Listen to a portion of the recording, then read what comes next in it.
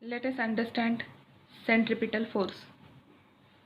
Consider an example in which a free end of the string is in the person's hand and to the other end of the string a stone is tied, and that person at a point O whirls the stone along the horizontal circle. Therefore, the force due to which the stone is performing circular motion is provided from the origin O, and this force will produces acceleration due to which the speed of the stone changes as the stone moves along the circumference of the circle. Therefore, the force which acts along the radius of the circle and towards the center of the circle, that force is called as centripetal force. So this centripetal force will produces the centripetal acceleration. The magnitude of the centripetal force is given by the formula m r omega square. In the vector notation, centripetal force is equal to minus m omega square r.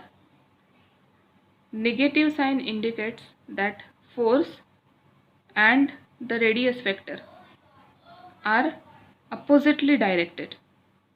That is, a radius vector is drawn from the center of the circle to the position of the particle, and the direction of force is along the radius towards the center of the circle.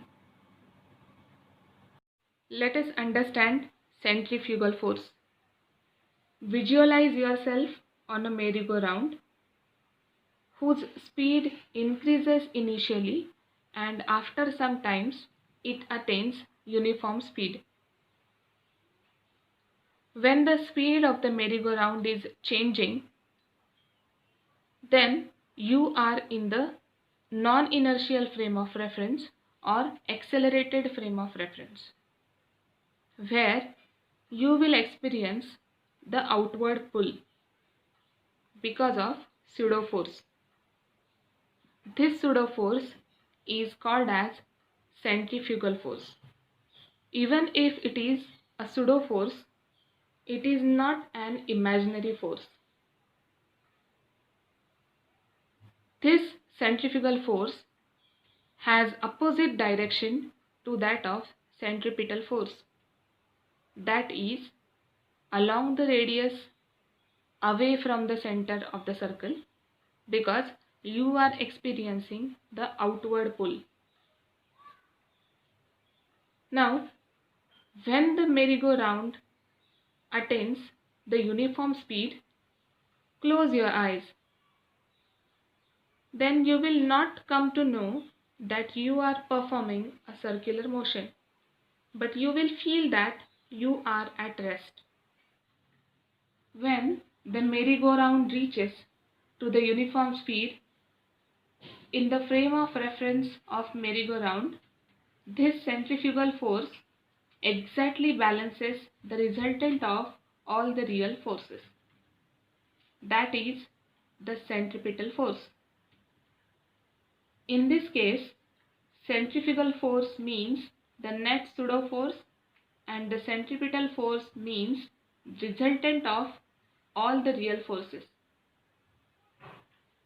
We can write this force equation for circular motion in two ways. Resultant force is equal to minus m omega square vector r, or m omega square vector r plus summation of real forces is equal to 0.